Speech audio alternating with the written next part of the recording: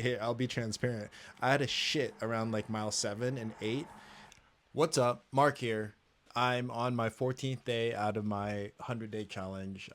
No smoking, no drinking, trying to get $100,000 of income within that next 100 days. Daily posting and also daily gym sessions. And it's been actually a really, really successful ride. Being totally ADHD, part of my challenge within this 100-day challenge is going to be more organized so that I can keep track of my business a little bit better, so that I can keep track of myself, my hobbies, my spending, and everything else that goes within my life.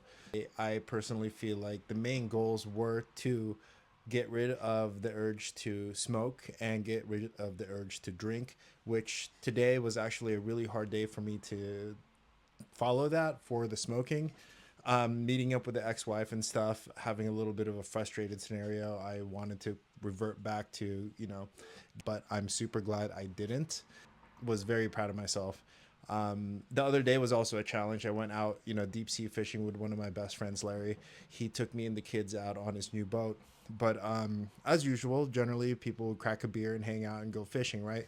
Well, he did. I didn't. What was surprising is that he didn't really fucking care. He didn't give a shit about me not drinking. Ultimately, I think a lot of these preconceived notions we have in our heads are really just what that is. It's within our own selves, it's within our own heads. Ultimately has led me to this part of my life where I'm focusing on things that I can control. No smoking, no drinking, daily gym sessions, and daily posting of videos, letting you guys know it's okay to face difficulties. It's okay to have some issues of tough decisions.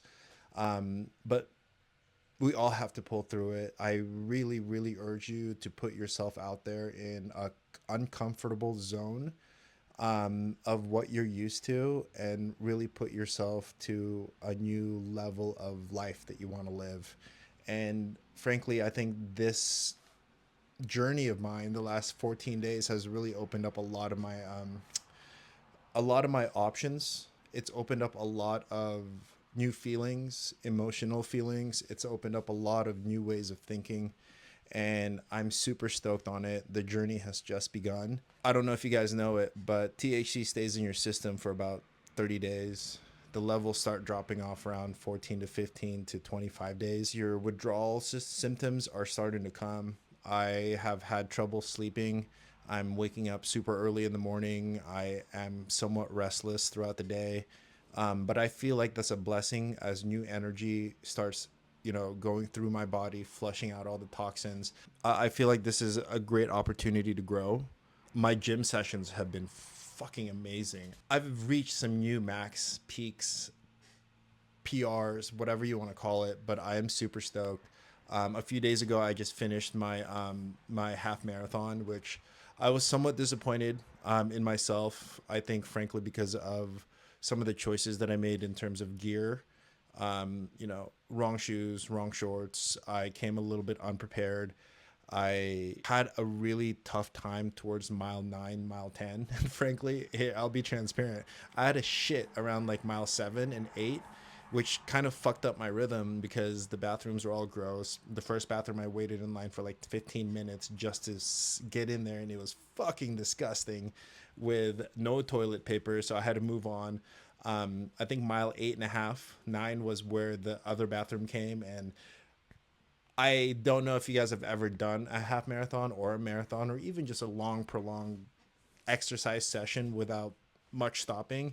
But having to shit in a stall that is filthy by the beach, not want to touch anything, crouching, sweat dripping down your face, dripping down your whole body, and trying to take a shit quickly so you can get back on the race was one of the most difficult, and arguably it threw me off quite a bit. And frankly, after that, I was just not the same. I couldn't get back in the rhythm. My knees started hurting. My hip started hurting. All the things that was kind of put off in the back of my head while I was, going through the straight jog, which I didn't really stop until seventh or eighth mile, just to take a piss. And that really threw off my rhythm. I guess I can't really say I'm disappointed in myself because I tried really hard and I finished. But the last 3 miles, I was straight up walking and I was not able to run. My knees blew out on me, my hip hurt. Things were just not in the right zone and I didn't feel well. So, actually, starting tomorrow, there is a 30-day challenge for me and about 25 coworkers to go through a 75-mile run within 30 days to try to complete the 75 miles in 30 days. So, for this longest time, I've been running barefooted. And I think that's really helped me start my journey as a runner. But with the amount of running that I'm doing, I have finally decided that I am buying a pair of running shoes that is going to accommodate for my wider feet. Luckily, I wasn't aware, but Nike makes running shoes in two different sizes, which is regular and extra wide. And I hope that really solves a little bit of my problem because I do have wide Neanderthal like feet. That's why I'm able to run barefoot for 8 to 10 miles and generally not hurt. But if I'm doing that constantly and if I'm doing it within a race scenario, I personally feel like I can't really be barefooted because I run here in RSM Lake, which is a beautifully maintained lake. There's a sidewalk that's not a lot of there's a little bit of goose poop, but there's not a lot of dangerous items such as glass, such as shards of metal from the streets, such as debris, waste, fecal matter from where we were running. We were running in Long Beach, and Long Beach is not the cleanest city, or any city in the matter of fact is not the cleanest city to be running barefooted in. So I've given that up in terms of hopes of running barefoot at a marathon or half marathon. And I think that was somewhat as a smart decision. I'm in a position where things are really looking up towards the healthy side of my choices. I am getting stronger. I'm getting fit. I'm more focused. I have more energy. And I really, really, really think it's the fact that like I'm withdrawing away from the mental distractions of drinking, of smoking, or in terms of being single, I am quitting dating for a little bit. I am no longer on, dating sites, which was such a terrible waste of time. If you guys are ever in that position, you're probably going to notice that it takes a lot of your time, and frankly, it's fun and it's a way to meet new people. But for a professional trying to get his career started back up again, and for someone who has two kids, and for someone that has other aspirational goals of aside from getting laid, I thought it was unnecessary for me at the moment. Um, I met some really nice people. I met some really beautiful individuals, but at that time, it wasn't working out for my goals in life. I mean, realistically, I'm not even fully divorced yet, and I get it. It's been 2 years, long time coming. 2 years separated. We don't live with each other anymore. It's just it's not the conventional way of, I guess, separation because it's so long. I've never done this before, so I think it's so long. But I feel like when people get divorced, they just get divorced and call it a fucking day. But apparently with us, it wasn't.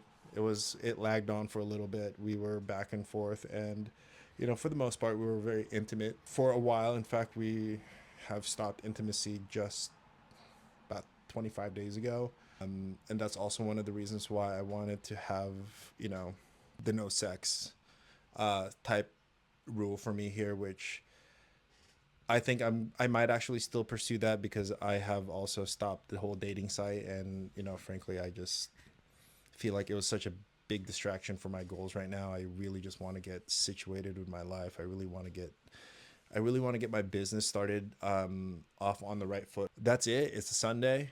It is 14 days into my journey of 100 days of just the most amazing feeling so far. And frankly, it's been a little scary, but because I'm doing this alone and I'm not really telling anyone except people online that don't know me, it's been really helpful keeping it within myself. As a man, it's a little bit more difficult to really have the support system for mental health. And I think that's really fucked up and sad. You got this. It's hard, but you got this. Over and out. Thank you.